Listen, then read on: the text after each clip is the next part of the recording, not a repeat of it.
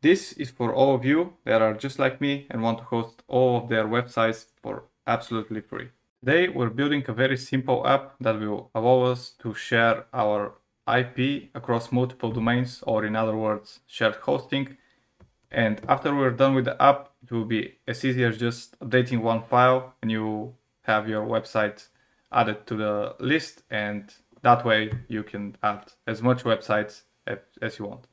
First, let me walk you through the 3 web applications that I want to host simultaneously. 2 of them are written in Java and 1 of them is written in PHP.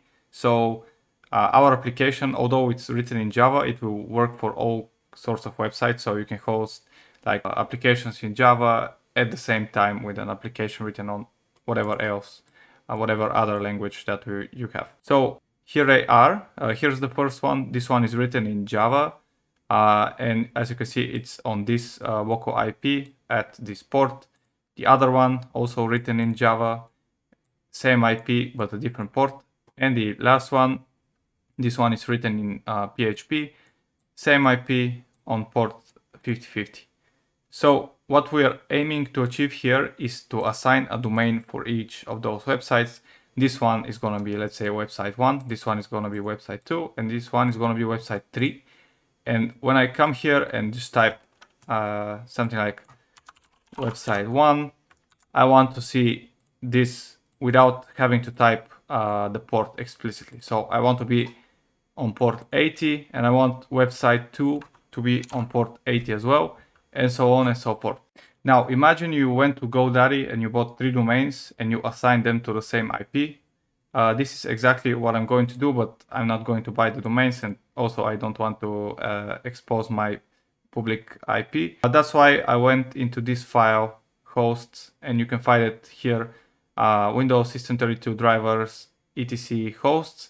And here is when you can bind for your local network, you can bind a given domain name to a given IP. So I gave website 1, 2, and 3.test to the same IP. And this IP, by the way, is from this machine. So I'm hosting the websites from there. Anyway, here is what I've done here. And now when I open the browser and I say website 1.test at 780, for example, you will see this website. Of course, this is still not what we want. We want this thing to be without the port. We want it to be on port 80. And also, what else I can do here? As you can see, this site is being opened on port 7080 with website 1 domain. But if I type website 2, the same website will be opened. And also, if I type 5050, it will open the other website. Okay, so let's create the project. It's going to be a Spring project and it's going to be a very simple one. So to create it, just type Spring Initializr without the E in Google and just open the link from this website. And here is where we can customize our Spring project. If you're not familiar with Java even, I think you should be fine with this video because the only thing you need basically is JDK installed. Anyways, let's choose our settings here. So we want this to be a Maven, we want to be in Java. The version is fine. Here, if you want to, you can change this. I'm just gonna change this to my nickname here, and this will be, let's say, domain router. And I want to say that app for routing based on domains, something like that. All right, so here you can choose the version of Java depending on what you have. I have 11 and 17, so I'll just go with that. And here you need to click on add dependencies, and you should look for Spring Cloud Gateway. So you need to click that, and you don't need anything else. So you can just click generate. It will allow you to save the file. I'm just gonna save that. All right, and here's the project extracted in a directory. So you can open that with your IDE if you want, for example, IntelliJ, but actually we don't need to, because we don't need to write any code actually. It's all in a config file. So go into main resources, and this application.properties, you can rename that to application YAML and edit. All right, and here I have prepared the config. I'm just gonna copy and paste it here. So let me just quickly walk you through that. So this is a config for Spring Cloud Gateway. So this part of Spring reads this configuration if you're interested in that. But what we have here is we have this ID, which doesn't really matter. You can name it whatever you want. I just named it the same as the domain name. We have this URI. So this is the actual URL of the website. So for example, as you can see, this here, this is the IP at port 7080. And here it is actually the same thing at the port. So this is basically our destination. And here is where the actual logic is configured. So we have these predicates, and here we can specify which host we want to filter for that specific URL. So how does this work? Just have you know, let's just type website 3.test, for example. And let's open that. Let's go to the network tab, show everything. So here it is. So check out the request headers and check this one called host. So what does Spring do in that case? It checks this header host, and based on what is sent here as a parameter, it's gonna route it to whatever we want it to route to. So in that case, if the host is website 1, we want to route it to 192.168.1.200 and port 7070.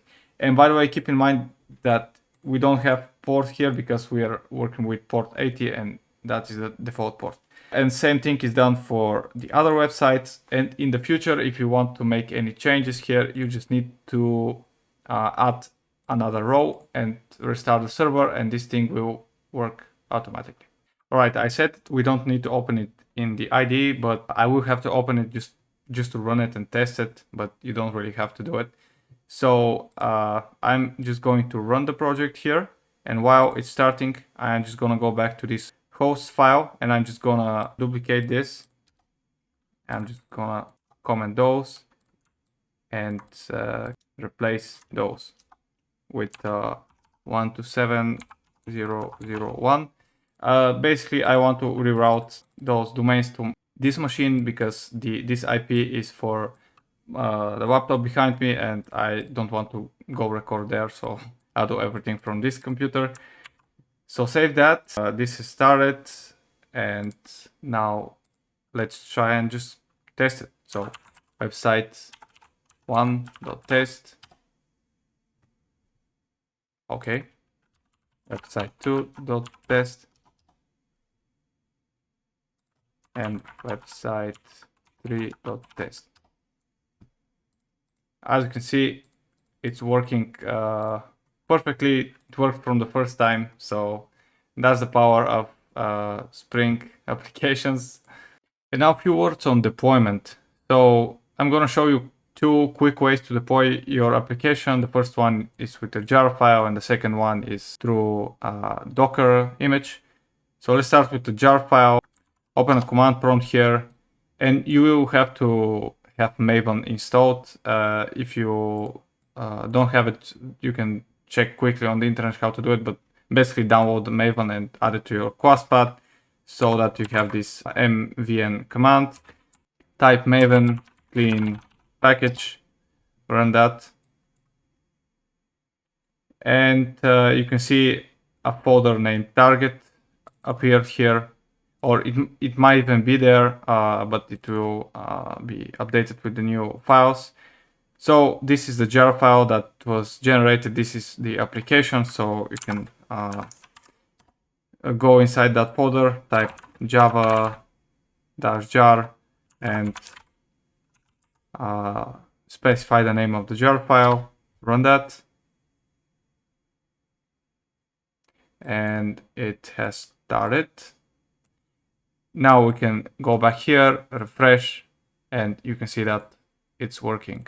And now for the Docker image, you just need this Docker file and of course Docker installed. I'll provide this file in the GitHub repo. So this is it basically if you're interested. But just go ahead, open your command prompt and just type docker build t for the image name. I'll just call this domain router and just type a dot for the current directory.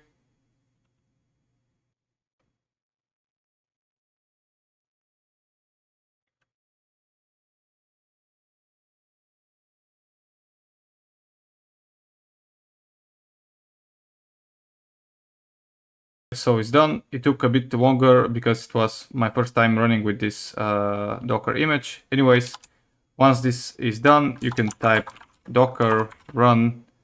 You can specify the port, which we want to be 80, and then the name of the image, domain router.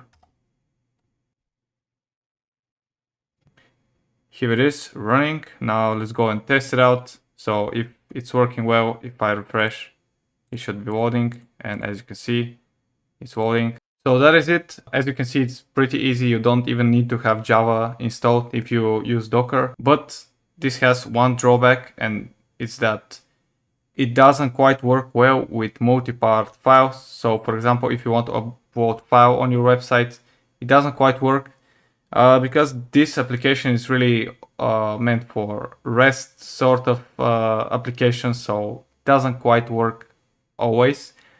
But if you're interested in writing your custom gateway application that is written from scratch, from basically reading from TCP socket, parsing the HTTP and routing it to the different websites, stay tuned for part 2 where I'm going to be doing just that.